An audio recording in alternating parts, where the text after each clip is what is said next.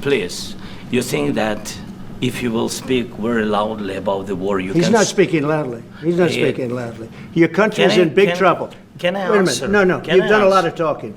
Your country is in big trouble. I know. You're not winning. I know. You're not winning this. I You have a damn good chance of we coming are out staying, okay because of Mr. us. President, we are staying in our country, staying strong from the very beginning of the war. We've been alone, and we are thankful. I said thanks You haven't in been this alone. cabinet, You and haven't not been only alone. in this cabinet. We gave you, through I this said thank stupid you. president, $350 billion.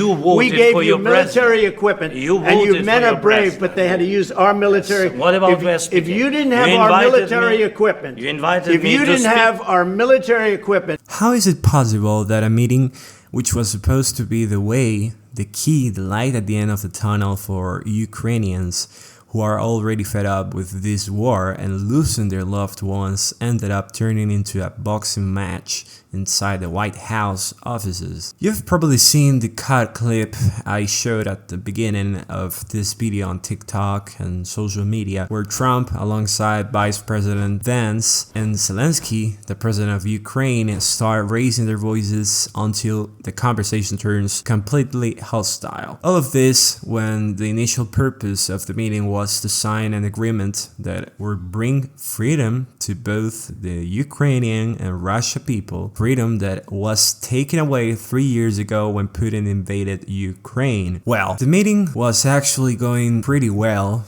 There were some small slips-ups during the conversation, like this moment where Zelensky contradicted Trump by claiming that the US didn't support Ukraine as much as Europe, when it's an absolute and complete lie. We can help Europe because Europe really helped. President Trump said that they made less support, but they have our friends and they are our very supportive partners. They really gave a lot, Mr. President. They did. Really, they did. they gave a lot, but they gave much less. No, Much less. no, no, Don't argue with me. no. Okay. Okay. This nonsense, along with other things Zelensky said, leaves a lot to be desired, as it's pretty clear that the United States provided an enormous amount of support, much more than Europe, to the Ukrainian government to face the war. Billions of dollars in the US taxpayer money were wasted in a pointless conflict, neither for the Russian nor the Ukrainians, and certainly not for the US. And yet, Zelensky, with incredible audacity, claims that Europe has provided more help. This was not the right way to treat a country that has given so much in exchange for absolutely nothing. However, on February 28th, that was about to change thanks to Trump's unwavering effort. He simplified the measures and proposed a clear deal. I will be the mediator between you, Ukraine, and Russia. I will continue supporting the reconstruction of Ukraine after the war ends. I help stop the conflict, and in exchange, Ukraine gives me 50% of the rare materials it extracts from its country. Materials essential for technology advances like lithium, lanthanum, and lutetium. If you ask me, it's a fair deal. The US is not the world's babysitter. Every nation has to face problems in its own way. Those who want something from the US can't just extend their hands and expect to receive without more. That's the policy Trump is implementing and will continue to apply in the next 4 years of his presidency. It's not fair to play with taxpayers, with all the hard-working Americans or those who have built their fortune with effort, so that their money is wasted by governments led by incompetence in presidential offices. Now, without veering off topic, what happened in the meeting was a disaster, and in my opinion, it all happened because of Zelensky and Vance's behavior. In this part of the meeting, where the catastrophic fall of the encounter began, Vance mentioned that diplomacy was the way to resolve the war and that Trump would make it possible. Yeah, please. I want to respond to this. So look, For 4 years in the United States of America, we had a president who stood up at press conferences and talked tough about Vladimir Putin, and then Putin invaded Ukraine and destroyed a significant chunk of the country. The path to peace and the path to prosperity is maybe engaging in diplomacy. We tried the pathway of Joe Biden of thumping our chest and pretending that the President of the United States' words mattered more than the President of the United States' actions. What makes America a good country is America engaging in diplomacy. That's what President Trump is doing. That's when Zelensky responded with the following. Yeah. Okay, so he occupied our parts, big parts of Ukraine, part of East and Crimea. So he occupied it on 2014. So during a lot of years, so I'm not speaking about just Biden, but those time was Obama, then President Obama, then President Trump, then President Biden, now the President Trump, and God bless, now President Trump will stop him. But during 2014, nobody stopped him. He just occupied and took. He killed people. You know what the contact line? 2015. 2014. 2014 is Well, 2014. Yeah. So I he was not here. Yeah, but That's exactly but, right. Yes, but during 2014 till 2022, yeah, the situation the same. The people are been dying on the contact line. Nobody stopped him. You know that we had conversations with him, a lot of conversation, my bilateral conversation, and we signed with him. Me, like a new president, in 2019, I signed with him the deal. I signed with him, Macron and Merkel. We signed ceasefire. Ceasefire. All of them told me that he will never go. We signed him with gas contract. Yes, but after that, he broken this ceasefire. He killed our people, and he didn't exchange prisoners. We signed the exchange of prisoners, but he didn't do it. What kind of diplomacy, JD, you are speaking about? What do you mean? While it's true that when Trump was in power and Russia started attacking Ukraine, he did absolutely nothing because the conflict didn't interest him. The scenario is different now, since the war has escalated enormously and Biden messed it up by involving the US in the conflict. Trump decided to take action, otherwise he would have ignored it just like he does with the Venezuelan dictatorship. However, Zelensky's attitude was completely inappropriate. Not only did he demand support in an arrogant way, but he also attacked Trump directly, even though he hasn't completely withdrawn support for Ukraine. In fact, Trump offered him a deal where he committed to continuing to support the reconstruction of the country to avoid its total collapse. Zelensky had all the cards on the table with the US and wasted them like they were pieces of trash. From here on, the conversation became completely useless. Zelensky was supposed to sign the agreement, which is why he went to the White House to seal it. But apparently he had no real intention of doing so. Otherwise, he wouldn't have started calling Putin a terrorist and a murderer, nor would he have attacked Trump and Vance. Each of them had their reasons for saying what they did to a certain extent, but the place, the situation, and the tone were all wrong.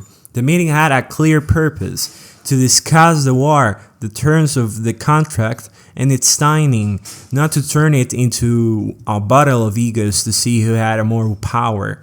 And of course, Zelensky wasn't in a position to impose conditions at the table. After that, Zelensky made another ridiculous statement, claiming that the United States has a beautiful ocean separating it from any kind of conflict with Russia, which is absolute stupidity. Russia wouldn't attack the US out of nowhere. They are fully aware of the US's military power. And besides, what benefit would they get from destroying the United States with nuclear bombs or military force? Absolutely none. On the other hand, they have much more to gain by invading Ukraine little by little, as it's a relatively small and strategically more accessible country. What kind of nonsense are you spouting in a meeting with the only mediator offering you a viable solution to stop the massacre that it continues today? All because Zelensky couldn't show an ounce of humility. First of all, during the war, Everybody has problems, even you, but you have nice ocean and don't feel now, but you will feel it in the future. God bless. You don't know that. God bless. You don't God know that. bless. You Don't- will not you have gotta- a war. Don't tell us what we're going to feel.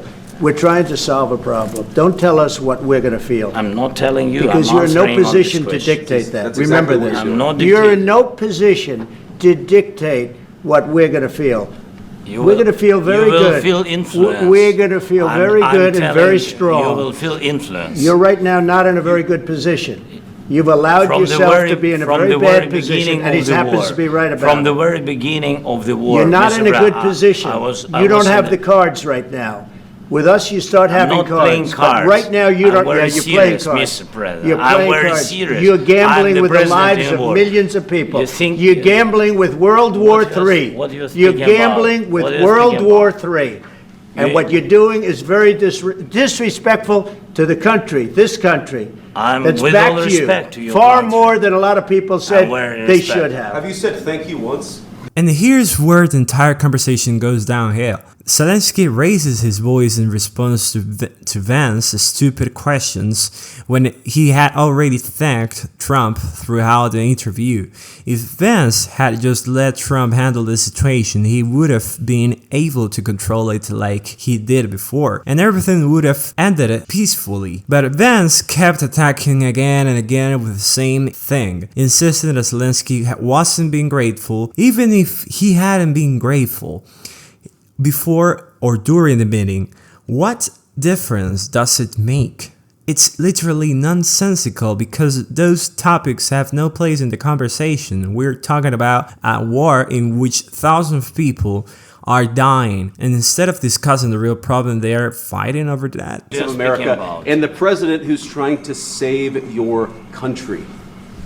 Please, you think that if you will speak very loudly about the war, you He's can... not speaking loudly. He's not Yeah. speaking loudly. Your country is Can I- in big can- trouble. can I Wait a answer? minute. No. Can You've I done a lot answer? of talking. Your country is in big trouble. This is where Trump isn't being fair, defending his Vice President Vance, when in reality the latter was speaking in a loud tone, which had nothing to do with the topic. But wanting to defend his Vice President, Trump said that he wasn't speaking aggressively, but in fact he was. And after that, Trump just raised the tone of the conversation and ended up pushing him to silence him. That clip sparked a lot of the controversy on the internet, so much so that they made an AI-generated meme where Zelensky hits Trump in the middle of the conversation, which I find ridiculous. If it had ended like that, Ukraine would have been buried even more than Zelensky had already buried it. At this point, I can understand Zelensky's stance on warranties, since if putting a broken agreement in the past, it's completely logical to fear that another contract could end up being nothing. But if you're already there to sign, you've traveled for it, and you plan to end the war, then do it already. People are dying every day, and this image Elon Musk posted on Twitter could be more accurate. He has the power to stop the train, and yet he prefers to demand and wait for warranties to do so, when he has had all the power in his hands all along. In fact, there's another absurd moment during the meeting where Trump is asked, what would happen if Putin breaks the agreement? What would you do? To which Trump replies, what would happen if a bomb fell on your head tomorrow? You literally don't know. When it happens, other measures will be taken. And he's right. It's absurd to ask that question when the contract isn't even signed. Apart from that, revealing your cards to the world is extremely dangerous. Putin needs to know that Trump trusts him, and Trump wants to know that Zelensky trusts him. That's how the contract works. The guarantees come with the contract. If they are broken, other measures are taken. But what do the media expect as a response to that question? For them to say that if Russia doesn't comply, they'll go to war, that they'll raise tariffs? I don't know what people are expecting. That would be a direct threat to Putin, and Trump knows that, which is why why he says absolutely nothing. It's completely logical. Another topic that sparked discussion in all media was why Zelensky did not wear a suit during the meeting. This happened because Trump's comment made when Zelensky was at the entrance of the White House was distorted. After this, all social media and news outlets exploded with criticism, calling Trump mocking, boastful, anarchist, and other senseless things, all over a ridiculous suit that has nothing to do with solving the war between Ukraine and Russia. And well, as usual, in the middle of the interview, a journalist asked President Zelensky why he wasn't wearing a suit like the others at the meeting, only to follow up with a rather rude question asking him if he even had a suit to wear. To which Zelensky responded with this. What was your second My question? second question for President Zelensky. No. Why don't you wear a suit? Why? Why don't you wear a suit? You're the highest level in this country's office, and you refuse to wear a suit. Just want to see, do you own a suit? You have problems. A lot of Americans have problems with you not Really? respecting I don't the have authority of this such. office. I will wear a costume after this war will finish. Okay. Yes, maybe one, Maybe something maybe like this. something like Yes, yours. sir. Yes, That'd be great. maybe something better. I don't know. We will see. Maybe something cheaper than yeah. Thank you. Thank you.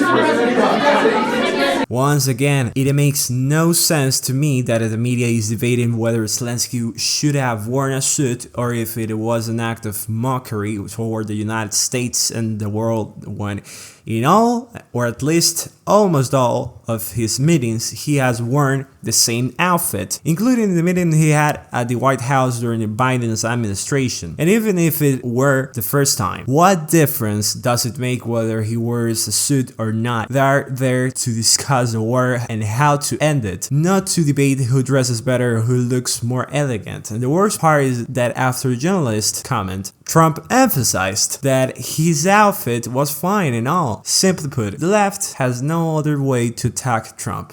It's laughable. Please. And I do like your clothing, but Yeah, really? even though I think he's a Yeah, great guy, by the way. But I don't know if you two like each other. But you know what? I think No, he's no, dressed. I think he's why? dressed I like beautifully. this guy. I don't know I think him. he's dressed beautifully. So I have more.